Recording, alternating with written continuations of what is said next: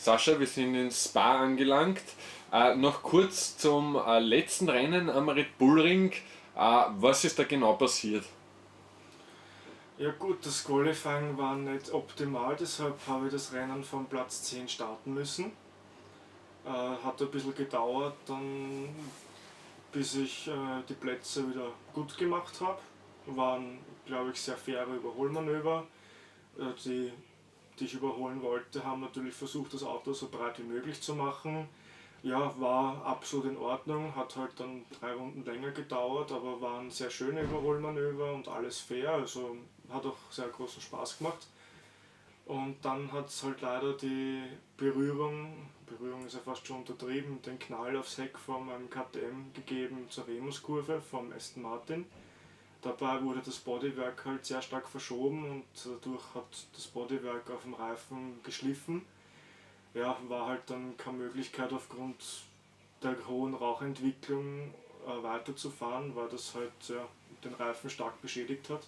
Musste dann in die Box fahren, neuen Reifen holen und bei einem Stundenrennen ist natürlich einmal durch die Box und du bist letzter und hast eigentlich schon eine Runde Rückstand und keine reelle Chance auf einen Podestplatz mehr. Nochmal kurz zum letzten Rennen am Red Bull Ring. Es hat da in der Startphase schon einige Kontakte gegeben, unter anderem mit deinem Teamkollegen Daniel Uckermann. Danach hat es dich erwischt, wie du schon erwähnt hast. Das Auto war relativ stark beschädigt danach. Hat es daraus resultierend schon irgendwelche Konsequenzen oder Strafen gegeben? Also Strafen wären mir neu, dass es welche für die Berührungen oder für die Aktionen gegeben hätte.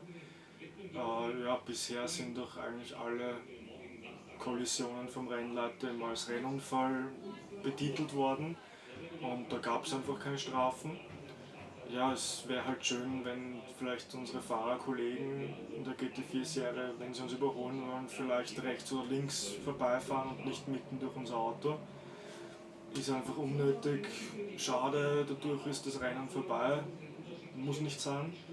Und wir können mit dem KTM natürlich später bremsen. Und es wäre auch gut, wenn sich dann die anderen Fahrer vielleicht eigene Bremspunkte suchen und nicht dann bremsen, wenn bei uns die Bremslichter angehen, weil das ist einfach aufgrund Fahrzeuggewicht, gibt verschiedene Parameter, die das beeinflussen, können die einfach nicht so spät bremsen, ohne dass sie uns halt irgendwo dann treffen. Und das wäre halt einmal ein guter Schritt, wenn sie sich eigene Bremspunkte suchen würden. Jetzt noch kurz zu Spa. Wie ist es für dich? Eine neue Strecke für dich? Wie sehr freust du dich auf das Ganze? Ich freue mich sehr auf die Strecke. Es ist ein Kurs, der halt schon viel Geschichte auch geschrieben hat.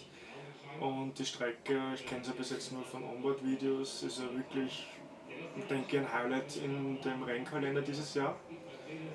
Bin schon gespannt, morgen Samstag haben wir ja dann mal das erste Freitraining. Und ja, dann wird man sich eher mal Runde für Runde hinarbeiten müssen und dann sieht man wie gut man zurechtkommt. Aber ich freue mich schon sehr auf die Strecke und bin froh, dass ich mal die Möglichkeit habe, hier zu fahren.